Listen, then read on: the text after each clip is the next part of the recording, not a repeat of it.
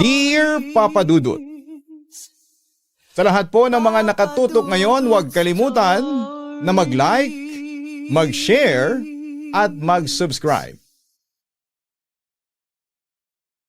May ibang tao na ginagawa ng libangan ang paggawa ng tsismis sa araw-araw, kahit wala naman silang napapala dito.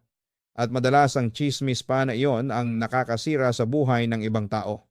Dear Papa Dudut, ang sabi nila kapag binatuka ng isang tao ay gantihan mo siya at batuhin ng tinapay. Ibig sabihin, huwag gumanti ng masama sa ating kapwa.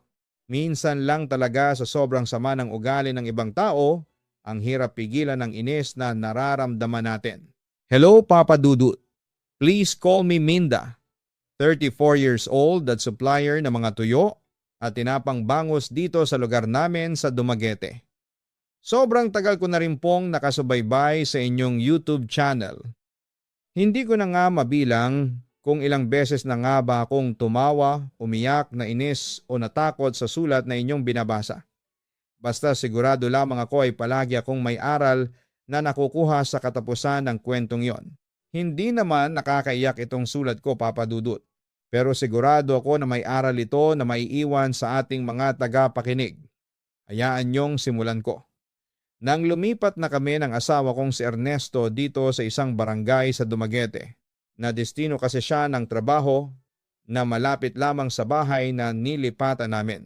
Maliit pa lamang ang tindahan ko noon ng mga tuyo at tinapang isda na dinala ko rin mula sa inalisan naming lugar. May kapatid kasi ako na mangingisda. Kaya naman mura palagi ang kuha ko ng mga isda na ginagawa kong tinapa at tuyo. Kaya nang lumipat kami ng tirahan, sinabi ko sa asawa ko na ipagpapatuloy ko ang maliit kong negosyo. Papa Dudut. Tao po, pagtawag ng isang boses babae sa may pinto ng bahay. Sino kaya yung kumakatok? Unang araw pa lang natin dito ay may bisita na kaagad tayo. Wika ko. Kakatapos lang naming magayos ng ibang mga gamit noon sa loob ng bahay. Oo nga no. Pero pwede bang ikaw na lang ang humarap doon sa bisita na iyon? Sisimulan ko na munang ayusin ang mga nakatambak na gamit sa kusina, wika ni Ernesto na sinang-ayunan ko naman. Naglakad na ako papunta sa may pinto at binuksan iyon. Good afternoon. Kayo yung bagong lipat dito sa bahay na ito, hindi ba? Tanong ng babaeng napagbuksan ko ng pinto. Oo, kami nga eh. Bakit mo natanong? Tugon ko. Wala naman. Ako kasi yung nakatira dyan sa tabi. Sa katapat ng bahay ninyo. Pasita nga pala ang pangalan ko. Oh, heto. May dala akong biko. Para pang welcome sa inyo dito sa lugar namin. Pag-abot niya sa dala niyang pagkain. Naku, salamat. Hindi ka na dapat nag-abala pa. Minda nga pala ang pangalan ko. Ernesto naman ang pangalan ng asawa ko. Kaya lang nandoon pa siya sa kusina at nag-aayos ng mga gamit namin, wika ko. Ganun ba? Saang lugar nga kayo galing? Tanong niya. Sa Zamboanga. Doon kasi talaga kami nakatira, wika ako. Ilang taon na kayong kasal ng asawa mo? Tanong niya. Maglilimang taon na rin, tugon ko naman. Wala kayong anak? Muling tanong niya. Ha? Saad ko. Naku, pasensya ka na sa tanong ko ha. Napansin ko kasi na wala kayong kasamang bata kaya naisip ko kaagad na wala pa kayong anak. Sorry ha, na-offend ba kita? Tanong pa niya.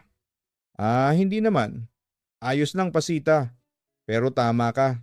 Wala pa. Wala pa kaming anak ng asawa ko. Hindi naman kami nagmamadali tungkol sa bagay na yon. Pagtawa ko naman. Naku Minda, mukhang kailangan mo nang magmadali kasi parang hindi naman tayo nagkakalayo ng edad. Mahirap nang magbuntis kapag masyado nang matanda. Ikaw din? Sige ka, komento naman niya. Ayos lang kasi hindi pa naman kami naiinip ni Ernesto. Alam namin na may perfect timing din pagdating sa pagbubuntis. Kaya hihintay na lang namin ang oras na yon. Tugon ko naman. Papa Dudut, marami pang tinanong sa akin ang kapitbahay naming si Pasita. Puro pag-uusisa sa buhay naming mag-asawa ang mga naging tanong niya. Yung iba doon ay sinagot ko pero yung iba ay dinadaan ko na lamang sa pagtawa para hindi masagot. Medyo naiilang na rin ako sa kanya noon. at pasimple ko na siyang tinataboy paalis. Sabihin ko na may mga gamit pa ako na kailangang ayusin. Siyempre nagpasalamat naman ulit ako sa kanya sa dala niyang pagkain sa bahay namin. Okay naman ang unang mga araw at linggo namin sa nilipatan naming lugar, Papa Dudut. Mababait ang mga tao at friendly din sila. Nang magbukas nga ako ng tindahan ko ng mga tuyo at tinapang isda ay kaagad akong sinuportahan ng mga tao doon sa lugar namin. Sakto kasing walang ibang nagtitinda ng ganon sa amin noong panahon na yon. Kaya nagkaroon pa ako ng mga reseller. Mula din noon ay naging madalas ang pagpunta ni Pasita sa bahay lalo na kapag nagbabantay ako ng tindahan. Nakikipagkwentuhan lamang siya tapos minsan ay nanghihiram ng mga gamit sa bahay na hindi niya kaagad na isosoli. Hinahayaan ko na lamang kasi minsan ako na ang nahihiyang magpaalala sa kanya sa mga hinihiram niyang gamit. Hanggang sa isang araw ay dumalaw sa bahay ang isa naming kaibigan ni Ernesto na si Loida. Sa kabilang barangay lang pala siya nakatira tapos ay kakauwi lang galing sa Japan. Kaya naman nang malaman niya kay Ernesto ay kaagad siyang pumunta para makipagkwentuhan at kumustahin kami. Kaagad din siyang nagpaalam na aalis na dahil kapatid niya lang din daw ang naiwan sa bahay nila para mag-alaga ng anak niya. Nang makaalis naman si Loida ay sakto namang dating ni Pasita sa tindahan ko. Bumili siya ng tinda kong tinapa. At habang binabalot ko iyon, nagsimula siyang mag-usisa tungkol sa akin. Hindi ba doon lang siya nakatira sa kabilang barangay? Tanong ni Pasita. Oo, tama ka. Tugon ko naman. Okay. Sabi na siya yun eh. Yung nag-Japan tapos nagkaroon ng kung ano-anong trabaho doon. Mabuti sana kung desente ang trabaho niya doon. Ang wika pa ni Pasita. Sorry ha pero hindi ko maintindihan yung ibig mong sabihin. Naguguluhang wika ko. O naman, akala ko ba kaibigan mo yung Loida? Sigurado naman ako na alam mo rin ang mga kalokohan niya sa buhay. Lalo na pagdating sa mga naging malaswang trabaho niya sa Japan. Wika pa niya. Matinong babae si Loida. Kilala ko siya at alam ko ang maraming bagay na tungkol sa kanya pagtatanggol ko sa kaibigan ko. Matinong babae. Kaya ba naanakan ng hapon? Wika pa niya. Nagkamali lang siya ng taong minahal. Akala niya mabait yung hapon na kinakasama niya pero hindi naman pala. Lahat naman tayo nagkakamali, hindi ba? Lalo na pagdating sa mga relasyon. At kagaya ng sinabi ko kanina, mabait na tao yang si Loida. Mapagmahal siya sa mga magulang lalo na sa mga anak niya. Napakarami na niyang sinakripisyo para sa pamilya niya kaya alam ko na mabuti siyang tao. Saka, teka lang. Akala ko ba hindi mo siya kilala? Kaya ka nagtatanong kanina tungkol sa kanya. Saan mo nakuha yung mga chismis na yan na tungkol kay Loida? Pigil ang inis na tanong ko. Hindi naman yung chismis. Ano lang, narinig ko lang sa mga suki kong tindera sa palengke. Pinag-uusapan kasi nila yung kaibigan mo nang minsang makita nila doon. Ayun nga ang sabi nila malaswaraw ang trabaho niya sa Japan. Kaya ayon natandaan ko ang mukha niya. Wika pa niya. Alam mo Pasita, hindi maganda yung pakikinig sa mga usapan tungkol sa ibang tao lalo na kung hindi mo naman sila kilala. Kasi pwedeng makarinig ka ng mga bagay na hindi naman totoo tungkol sa kanila. Ayaw mo rin naman siguro na mangyari rin sa iyo yun, di ba? Yung ikaw naman ang pinag-uusapan ng iba. O na nga pala yung tuyo at tinapa mo? 120 lang lahat yan? Naiinis na tugon ko. Yung mga tipo talaga ni Pasita. Ang kapitbahay na hindi ko masyadong gusto ang ugali, Papa Dudut.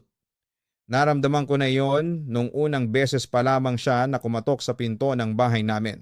Yung mga tanong niya ng pag-uusisa sa buhay naming mag-asawa ang hindi ko masyadong nagustuhan. Panay din ang tingin niya sa loob ng bahay namin na para bang chinecheck ang mga gamit na meron kami doon. Tapos yung mga sinabi niya pa na hindi maganda tungkol sa kaibigan kong si Loida, gusto pa nga sana niyang magpatuloy sa mga sinasabi niya. Pero ako na ang pasimpleng nagtaboy sa kanya paalis ng tindahan ko. Alam ko kasi na wala talagang katotohanan ang mga sinasabi niya dahil matagal na kaming magkaibigan ni Loida. Oo, totoong naanakan siya ng isang hapon pero naging kasintahan niya iyon at hindi customer sa malaswang bar kagaya ng sinasabi ni Pasita. Isa rin siyang receptionist sa hotel at hindi dancer o entertainer sa Japan. Hindi ko sigurado kung saan ba nakuha ng mga kakilala ni Pasita ang chismis na tungkol sa kaibigan ko. Pero syempre hindi ko na mababago pa ang isipan nila tungkol sa negatibong sinasabi nila kay Loida. Papa Dudut. Napapadalas na noon ang pagpunta ni Pasita sa tindahan ko. Papa Dudut. Kahit pa nga pinaparamdam ko sa kanya na hindi ko siya masyadong gusto na kausap ay panay pa rin ang pakikipagkwentuhan niya sa akin. Ayaw ko namang maging bastos kaya nagpapanggap na lamang ako na nakikinig sa kwento niya kahit wala naman akong pakialam sa kung sino man ang tinutukoy niya. Kapag bibili siya ng paninda ko, hindi pwedeng wala siyang sasabihin na tungkol sa ibang tao o kapitbahay namin. May isang beses nga na habang inaabot niya sa akin ang bayad sa binili niyang tinapa, may dumaan na matanda na nasa kabilang kalsada. Tinuro iyon sa akin ni Pasita at nagsalita na naman siya ng kung ano-ano tungkol sa tao na iyon na hindi ko naman kilala. Pero kahit sinabi ko kay Pasita na hindi ko kilala ang kapitbahay namin na iyon, patuloy pa rin siya sa pagkukwento tungkol dito. Kung ilang beses itong nag-asawa, naanakan, at nawalan ng trabaho. Palaging ganoon ang tema ng usapan namin. Basta si Pasita ang nagsisimula ng chismis. Kwentuhan sa tindahan namin. Papa Dudut. Dapat hindi mo na masyadong pinapansin yung mga sinasabi niya. Payo ni Ernesto nang makwento ko sa kanya ang tungkol sa mga sinasabi ni Pasita. Hindi ko naman talaga masyadong binibigyan ng atensyon. Siya lang yung non-stop ang bibig pagdating sa mga chismisan. Pati nga yung kaibigan nating si Loida na gawa na niya ng kwento, napapailing na sabi ko. Bakit naman nasama pati si Loida sa kabilang barangay yung nakatira? Takang tanong ng asawa ko. Oo kasi si Pasita, narinig daw sa mga suki niyang tindera sa palengke na malaswang trabaho ni Loida sa Japan. Kaya yon, pinagkalat na niya kaagad. Nakita niya kasi na dumalaw dito si Loida sa bahay natin kaya nalaman niya na kaibigan nating yon. Ang dami niyang tinatanong at mga sinabi na hindi naman totoo tungkol sa kaibigan natin, pagkukwento ko. Alam mo naman kasi ang isip ng iba sa panahon ngayon, kapag nalaman nila na sa Japan nagtatrabaho ang isang tao, iisipin kaagad nila na malaswang ang trabaho nito. Wika pa ni Ernesto. Ayun na nga Hindi nila kilala yung tao kaya dapat hindi sila nag-iimbento ng mga kwento. Tapos hindi lang si Loida ang kinuwento ni Pasita na puro negative ha. Pati na rin yung ibang kapitbahay natin kung ano-anong hindi maganda ang sinasabi niya, ang sabi ko naman. Matagal na rin kasi siyang nakatira dito sa barangay natin kaya siguro alam na niya ang halos lahat ng kwento dito. Wika pa ni Ernesto. Oo nga, kilala na niya ang halos lahat ng tao dito sa lugar natin. Pero sigurado naman ako na hindi lahat ng kinikwento niya tungkol sa mga kapitbahay totoo. Ewan ko ba Ernesto, nakakainis talaga madalas ang bibig ng babae na yon. Inis kong wika pa. Papa Dudut, sinabi ng asawa kong si Ernesto na wag ko na lamang gawing big deal ang ugali ng kapitbahay naming si Pasita. Pero hindi ba nakakainis naman talaga yung mga tao na nangihiram ng gamit tapos hindi marunong magsoli? Hindi mo pa bawiin sa kanila. At mas nakakainis din yung mga taong mahilig magkalat ng chismis na parang ang hirap namang paniwalaan. Pero alam nyo pa kung ano ang mas nakakairita sa mga nangyari. Yung ginawa nilang tambayan ng mga kapitbahay ko ang harap ng tindahan ko. At doon sila madalas na nagchichismisan. Naglagay kasi ako ng isang bangko na upuan sa tapat ng tindahan. Kasi nga minsan doon nagpapahangin ang asawa kong si Ernesto.